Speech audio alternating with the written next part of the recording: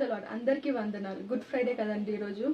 మనకు అందరికీ తెలుసు ఏంటంటే యేసుక్రీస్తు ప్రభు మన పాపాల కొరకు అవునా మనం సిన్ ఫ్రీ గిల్ట్ ఫ్రీ చేయడానికి బలయ్యారని.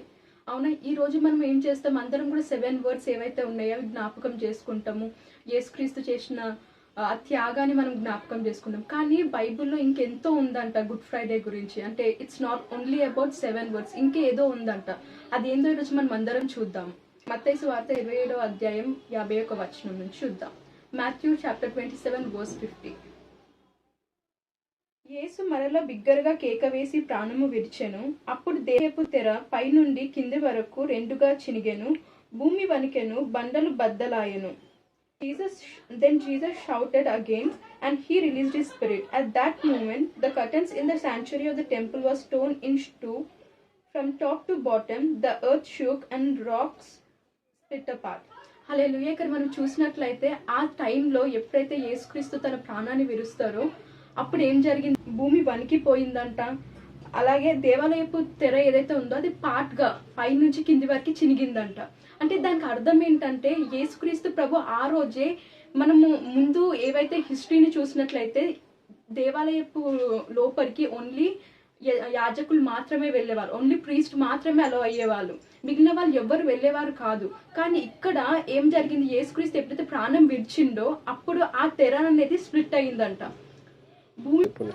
భూమి మొత్తం వణికిపోయిందంట, బండలు బద్దలైపోయినాయంట. అంటే అది ఏం సిగ్నిఫికెంట్ గా చెప్తుందంటే మనకి దేవునికి ఏదైతే రిలేషన్షిప్ అప్పటి వరకు ఏదైతే ఒక మీడియేటర్స్ అనే వాళ్ళు ఉన్నారో, అంటే యాజకులు అప్పుడు ఉండే కదా మనకి ఇంకా దేవునికి, అలా యేసుక్రీస్తు ప్రభు ఏం చేసిండు, ఆ మీడియేటర్స్ అనేది తీసేసిండంట. అది ఈజీగా మనకి ఏం తెలుస్తుంది, ఆ తెర అనేది చినిగిపోయిందంట. కానీ ఇప్పుడు మనం ఏం చేస్తున్నామంటే మనకున్న గిల్ట్, మనం చేసే తప్పుల వల్ల లేదా ఏదో మనం ఏం చేస్తున్నాం, ఒక ఇన్విజిబుల్ తెరని మనం పెట్టుకుంటున్నాం దేవుని దగ్గరికి వెళ్లకుండా ఉండడానికి. అరే నేను ఈ తప్పు చేశాను కదా, దేవుడు నన్ను క్షమిస్తాడా, దేవుడు నన్ను అంగీకరిస్తాడా, దేవుడు నన్ను యాక్సెప్ట్ చేస్తాడా, దేవుడు నన్ను ప్రేమిస్తాడా అని. కానీ దేవుడు ఈరోజు ఏమని చెప్తుందంటే ఆ రోజు యేసుక్రీస్తు నీ కొరకు నా కొరకు ఏం చేస్తాడో ఆ మీడియేటర్స్, ఆ డిస్టెన్స్ ని, ఏదైతే ఆ తెర ఉందో అది తీసేసిండు. ఇంకా అవసరం లేదు మనకి, ఏ గిల్ట్ లేదు మనలో, ఏ పాపం కూడా లేదంట.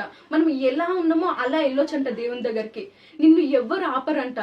ఈవెన్ తప్పిపోయిన కుమారుడు ఆ స్టోరీ ఏదైతే యేసుక్రీస్తు ప్రభు చెప్తారో అక్కడ తప్పిపోయిన కుమారుడు ఎప్పుడు వస్తారు తన తండ్రి దగ్గరికి, తన దగ్గర ఏం ఉండదు, పందులలో ఆ గృహంలో పడుకుంటారంట. అంటే తను స్టింక్ అవుతారు, ఆ స్మెల్ వస్తుంది. ఇంకా తన దగ్గర ఏం లేనప్పుడు తన సెల్ఫిష్నెస్ గురించి, అంటే ఫుడ్ తన తండ్రి దగ్గరికి వెళ్తే ఫుడ్ పెడతారేమో అన్న ఆ సెల్ఫిష్నెస్ గురించి తన తండ్రి దగ్గరికి వెళ్తారు. అంతేకాని అరే తప్పు తెలుసుకొని ఏం లేదు అక్కడ. ఈరోజు మనం కూడా అదే సిచ్యువేషన్ లో ఉన్నామేమో, అంటే మనం చేసిన తప్పుల వల్ల దేవుడు మనం యాక్సెప్ట్ చేయట్లేదని నువ్వు అనుకుంటున్నావేమో. కానీ దేవుడు అతనికి ఇష్టం లేదు. దేవుడు ఏమని చెప్తున్నాడంటే నిన్ను బోల్డ్ గా ఎలా ఉంటే అలా నిన్ను ఆయన దగ్గరికి రమ్మంటున్నారు.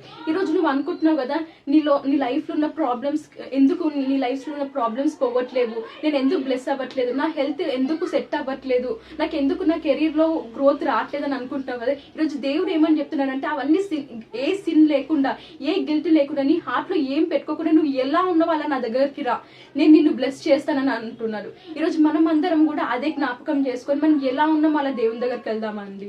ఈరోజు దేవుడు మనకి చెప్పేదంటే ఆయన మన లైఫ్స్ ని మార్చి, నీ లైఫ్స్ ని నా లైఫ్స్ ని మార్చి గొప్పగా మనల్ని బ్లెస్ చేయబోతున్నారు.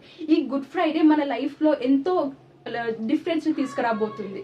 అవును, నమ్ముదాము, విశ్వసిద్దాం. ఈరోజు మనం దేవుని దగ్గరికి ఎలా ఉన్నామో అలా వెళ్దాం. Amen. God bless you all. Have a great good Friday.